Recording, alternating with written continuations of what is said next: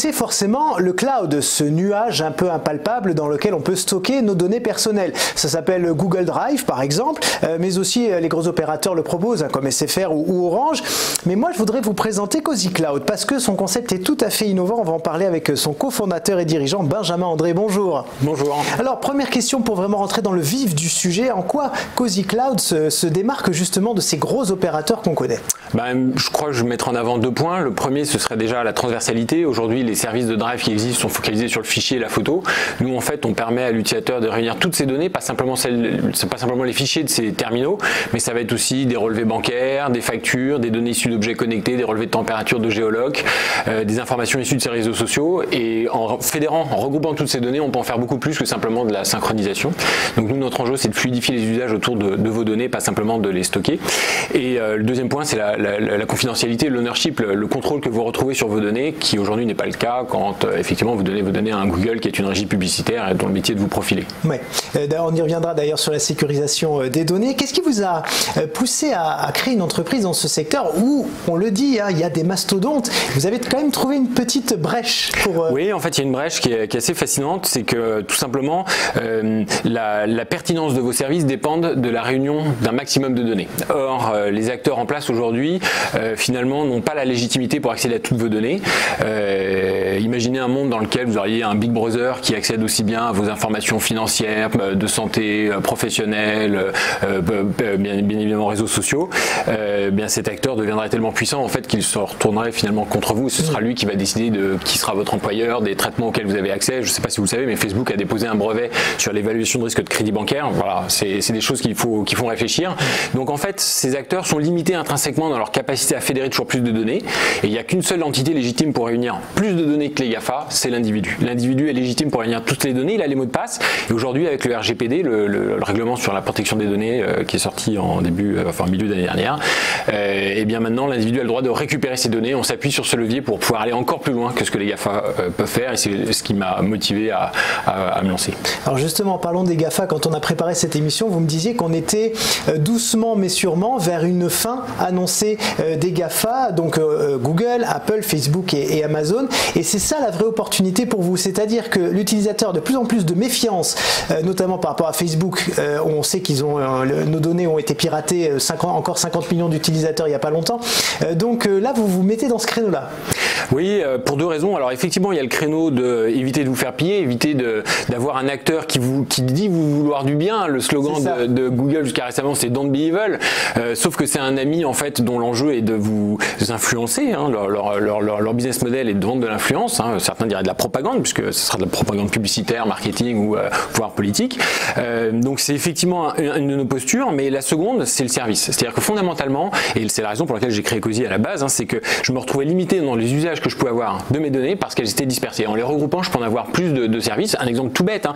Hier, vous receviez par la poste un relevé bancaire, un remboursement de la sécurité sociale, un remboursement de votre complémentaire santé. Et sur ces 3 papiers, vous pouviez faire le suivi de vos remboursements de dépenses santé. Aujourd'hui, il faut vous connecter tous les mois à 3 sites web différents pour récupérer des PDF. C'est fini les petites croix au crayon de papier. C'est devenu impossible de faire le suivi de ces dépenses santé parce que la donnée est certes numérique mais morcelée. Et bien, en regroupant les données, on peut en avoir plus d'usages. Alors justement, de quelle façon l'utilisateur reprend la main grâce à Cozy Cloud? On arrive sur un compte, un espace privé, et là on a tout un tas de services sur lesquels on peut cliquer, banque, santé.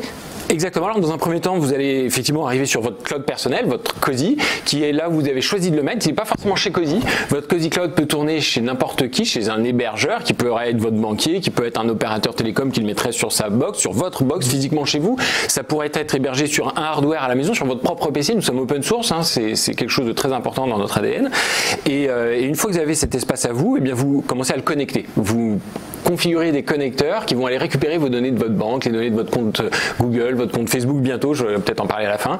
Et une fois que vous récupérez ces données, eh bien vous avez un application store, hein, un peu comme sur votre smartphone, qui vous permet d'installer des applications, des services qui vont venir localement sur vos données, vous créer des services, des usages, par exemple, vous faciliter le suivi de vos remboursements des dépenses de santé. Alors si on peut citer justement les acteurs sur lesquels on peut cliquer, donc il y a les banques.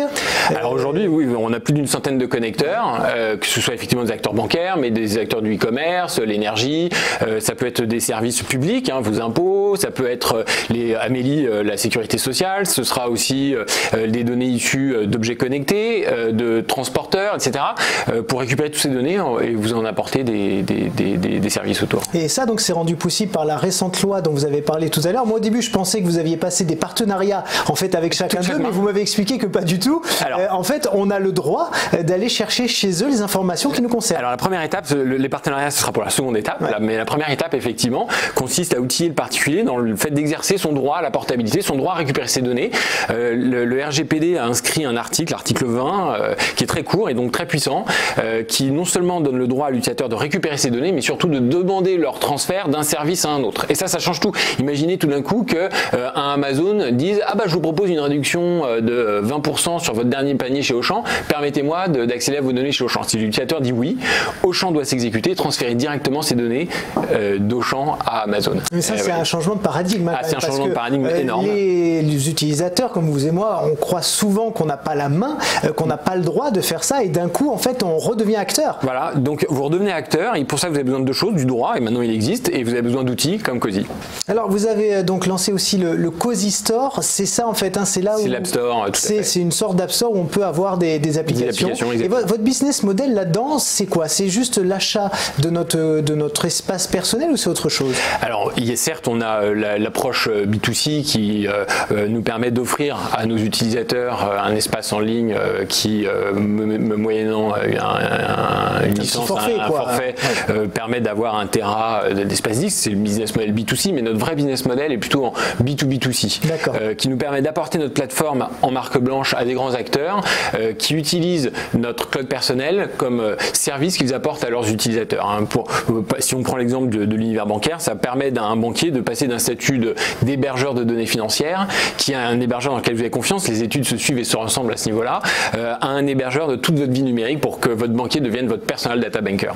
Alors, on parlait tout à l'heure de la sécurisation des données, c'est un thème évidemment très important en ce moment, tout le monde en parle, surtout sur une plateforme comme la vôtre, où on a donc la banque, la santé, tout ce qui nous concerne est dessus. Donc comment vous travaillez sur la sécurité? Alors déjà, une remarque liminaire très importante, c'est que cette sensation d'avoir tous les œufs dans le même panier, en fait aujourd'hui, elle existe déjà. Vous êtes déjà dans cette configuration-là, votre boîte mail est votre single point of failure, comme on dit, quelqu'un qui usurpe, enfin qui accède à votre boîte mail et donc capacité de, voilà, il a tout, parce qu'en fait on peut réinitialiser les mots de passe par sa boîte mail.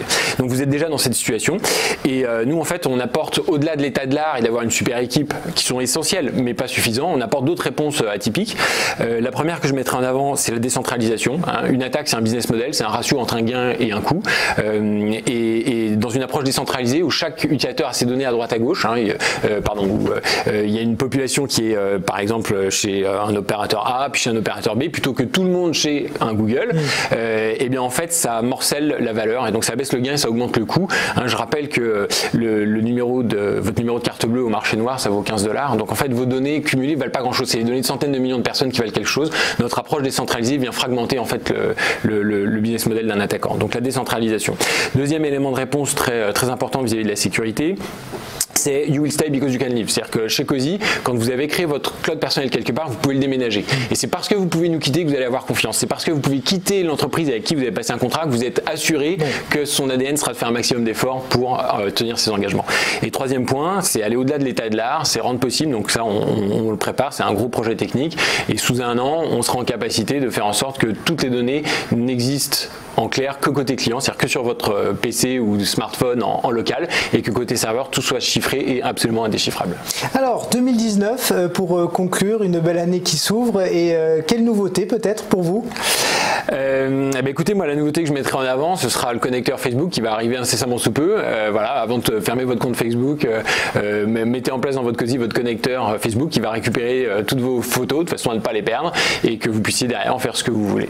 Eh bien, c'est parfait. Merci beaucoup Benjamin André d'être venu sur notre plateau. Je rappelle que vous êtes cofondateur et dirigeant de Cozy Cloud.